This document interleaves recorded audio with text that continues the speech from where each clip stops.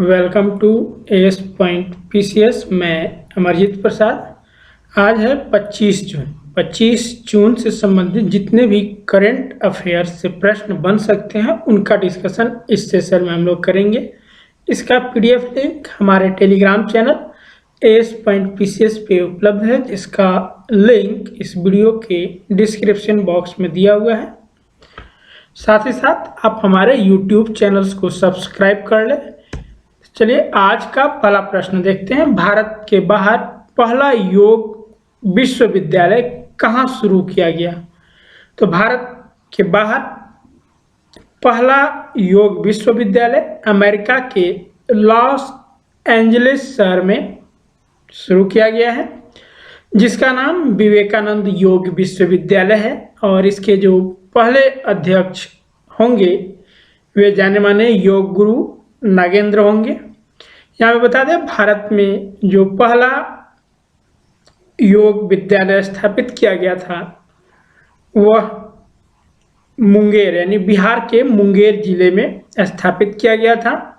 वहीं पहला विश्वविद्यालय यानी योग विश्वविद्यालय होने का गौरव गुजरात के अहमदाबाद के एक डीम्ड यूनिवर्सिटी को प्राप्त हुआ, जहाँ पे योग में स्नातक की पढ़ाई कराई जाती है। प्रश्न संख्या 2, यहाँ बता दें, प्रत्येक वर्ष 21 जून को अंतर्राष्ट्रीय योग दिवस मनाया जाता है। प्रश्न संख्या 2, विश्व कराटे फेडरेशन ने अंतरिम रूप से किस देश के कराटे संघ को मान्यता रद्द कर दी है? तो विश्व कराटे फेडरेशन ने जो है वो भारतीय कराटे संघ की मान्यता को रद्द कर दी है। रद्द करने का कारण है 2019 में जो इसकी चुनाव हुई थी उसमें अनियमितता बरतने तथा जो नियम कायदे कानून थे उनका पालन न करने के कारण जो है वो विश्व कराटे फेडरेशन ऐसा कदम उठाया है। भारत के कराटे संघ को यानी कराटे एसोसिएशन ऑफ इंडिया के नाम से जाना जाता है और इसका शॉर्ट फॉर्म है KAI यानी कराटे एसोसिएशन ऑफ इंडिया। वर्तमान में इसके अध्यक्ष हैं हरिप्रसाद पटनायक। वहीं विश्व कराटे संघ की बात करें तो यह कराटे के क्षेत्र में एक अहम और शीर्षस्थ एक संस्था है जो कि अंतर्राष्ट्रीय ओलंपिक समिति से संबद्धता रखता है। इसकी स्थापना 10 अक्टूबर 1970 में की गई थी और इसका मुख्यालय स्पेन के मद्रिद नामक स्थान पे है। और वर्तमान में विश्व कराटे संघ के जो प्रमुख हैं यानी अध्यक्ष हैं वो एंटोनियो एस्पिनोस हैं। प्रश्न संख्या 3, किस अंतर्राष्ट्रीय संस्था ने म्यांमार को रोहिंग्या की सुरक्षित वापस सुनिश्चित करने के लिए कहा है? तो यहाँ पे बता दें कि रोहिंग्या जो कि म्यांमार के एक समूह है, ये हाल ही के दिनों में काफ़ी चर्चित रहा है क्योंकि रोहिंग्या जो थे वो बांग्लादेश, भारत इन सभी देशों में घुसपैठ कर रहे थे और बहुत सारे रोहिंग्या जो थे वो बांग्लादेश और भारत में आकर रहने लगे हैं, क्योंकि जो म्यांमार की सरकार थी वो इन जनजातियों के लिए कोई उचित कदम नहीं उठा पाई थी। तो इस परिप्रेक्ष्य में ही जो है वो UNHRC यानी संयुक्त राष्ट्र मानवाधिकार परिषद जो है वह म्यांमार को रोहिंग्या की सुरक्षित वापस सुनिश्चित करने के लिए कहा है। यहाँ पे बता दें कि UNHRC यानी संयुक्त राष्ट्र मानवाधिकार परिषद के वर्तमान अध्यक्ष एलिजाबेथ टीची फिशलबर्ग हैं और इसकी स्थापना 15 मार्च 2006 को संयुक्त राष्ट्र महासभा के एक अंग के रूप में की गई थी और इसका जो मुख्यालय है वो स्वीडन स्विट्जरलैंड के जेनेवा में है। वहीं यहाँ पे रोहिंग्या एक जाति से बिलोंग करता है। तो अब जो हम लोग देखेंगे कि वर्तमान में जो सर्वाधिक चर्चा में रहे जनजाति या फिर जाति, उनके बारे में। तो रोहिंग्या यह म्यांमार के राखाइन प्रांत के रहने वाले हैं। वहीं मधेसी ये नेपाल से बिलोंग करते हैं। नेपाल के तराई क्षेत्र में प्रमुखता से ये पाए जाते हैं। इस कारण मधेसी को तराई जाति भी कहा जाता है। वहीं हाल ही के दिनों में जो है वो ब्रू जनजाति काफ़ी चर्चित है, क्योंकि केंद्र सरकार के द्वारा इनके लिए 600 करोड़ रुपए की बजट में प्रावधान किया गया था, ताकि इनके आवास और अन्य आधारभूत सुविधाएं प्रदान की जा सके। तो ये जो ब्रू जनजाति हैं वो त्रिपुरा में एक शरणार्थी के रूप में रहते हैं। तो ध्यान रखना है कि रोहिंग्या जो कि म्यांमार से बिलोंग करते हैं, मधेसी नेपाल से, और ब्रू जनजाति जो कि भारत के त्रिपुरा क्षेत्र में रहते हैं। प्रश्न संख्या 4, आगामी सीजन के लिए उत्तराखंड रजनी टीम के मुख्य कोच के रूप में किसे नियुक्त किया गया है? उत्तराखंड रजनी टीम के मुख्य कोच के रूप में वासिम जाफर, ठीक है, वासिम जाफर को कोच नियुक्त किया गया है। वासिम जाफर पूर्व क्रिकेटर है, भारतीय टीम में इनका अहम योगदान रहा है। प्रश्न संख्या 5, किस देश ने बहुपक्षीय सशस्त्र व्यापारिक संधि यानी ATT में शामिल होने का निर्णय लिया है? तो बहुपक्षीय सशस्त्र व्यापार संधि में जो है वो चीन शामिल होने का निर्णय लिया है। चीन का कहना है, यानी यह वर्तमान में दुनिया में शांति और स्थिरता बढ़ाने के प्रयासों के प्रति प्रतिबद्ध है। लेकिन आप सभी जानते हैं कि चीन की जो रवैया रही है वो जैसा कहता है वैसा होता नहीं है।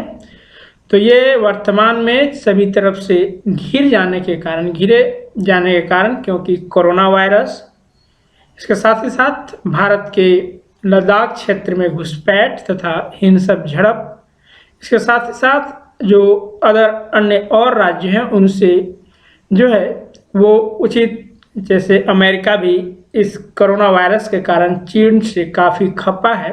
तो इन सभी को देखते हुए जो चीन है वो अब सीधा साधा बनना चाहता है, और वह इस मद्देनज़र को देखते हुए बहुपक्षीय सशस्त्र व्यापार संधि में शामिल हो गया है। बहुपक्षीय सशस्त्र व्यापार संधि यह दुनिया में हथियारों की बिक्री को विनियमित करने के लिए एक वैश्विक समझौता करता है, ठीक है। इससे हाल ही में अमेरिका बाहर होने की पेशकश कर चुकी है, क्योंकि अमेरिका में जो है वो प्रत्येक व्यक्ति को राइफल यानी रिवॉल्वर रखने का वहाँ पे अधिकार दिया जा चुका है। तो ऐसे में जो ट्रंप सरकार है उनके लिए उन्हें ये राइफल रखना बंद करना काफ़ी नुकसान हो सकता है, क्योंकि अभी वर्तमान में चुनाव है, यानी अमेरिका में चुनाव है। तो इसे मद्देनज़र देखते हुए जो है वो अमेरिका इससे हटने की पेशकश की है। वहीं जब 2013 में 23 देश इसमें शामिल हो रहे थे तो चीन उस समय मना कर दिया था, और उस समय यह शामिल नहीं हुआ था।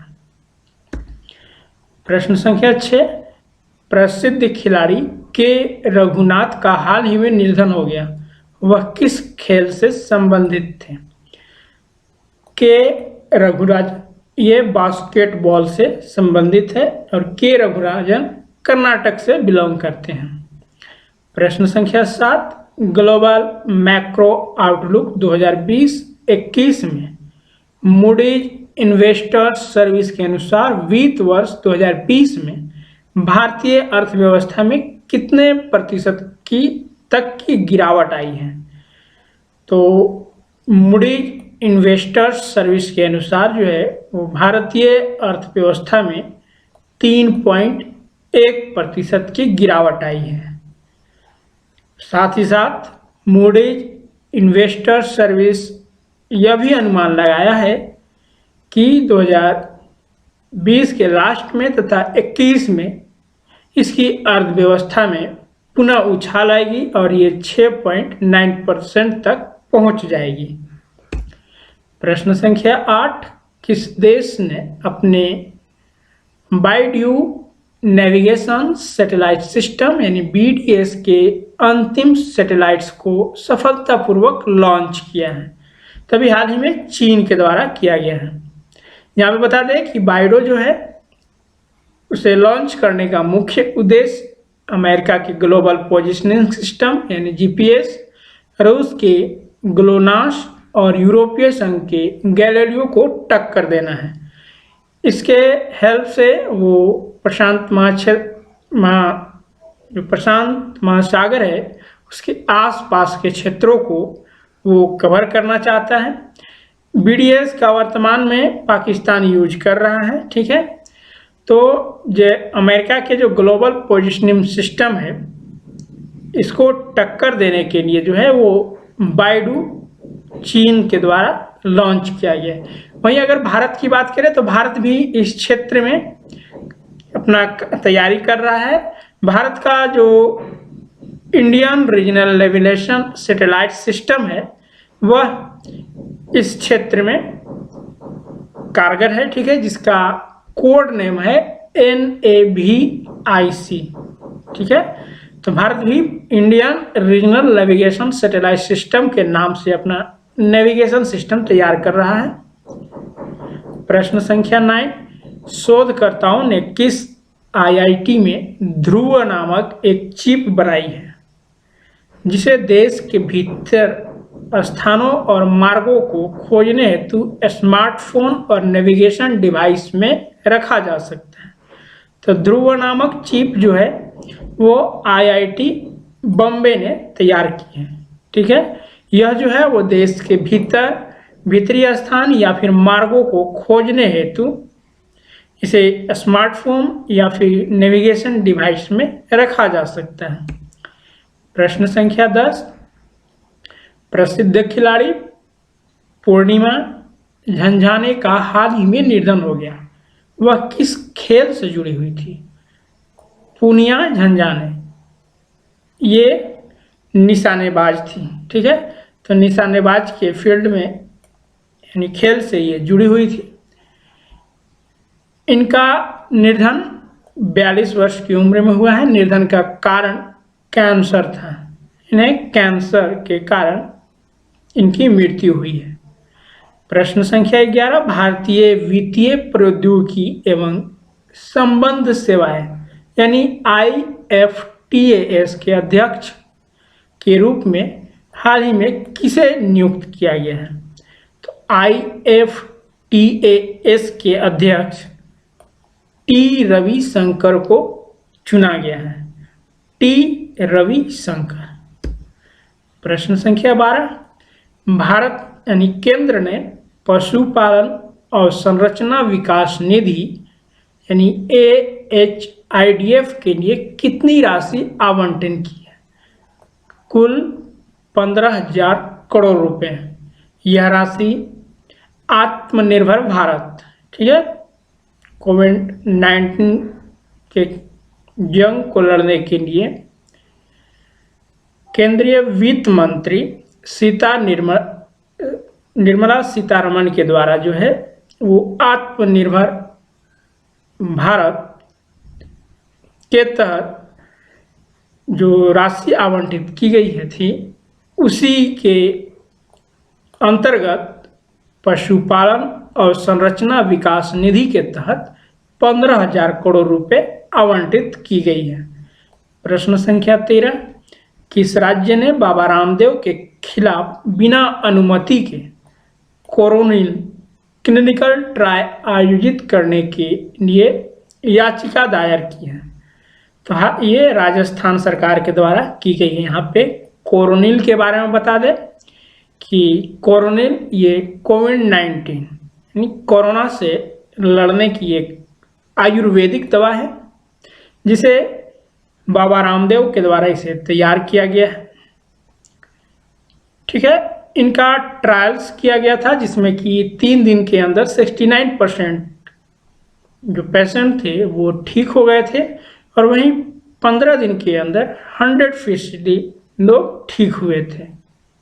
ठीक है, अभी इसका जो 35 टैबलेट्स का ये एक डब्बा आ रहा है, उसका शायद कीमत 3500 के आसपास पड़ रहा है। प्रश्न संख्या 14, भारत ने अगले 2 वर्षों के लिए UNRWA को कितनी राशि देने का वादा किया है?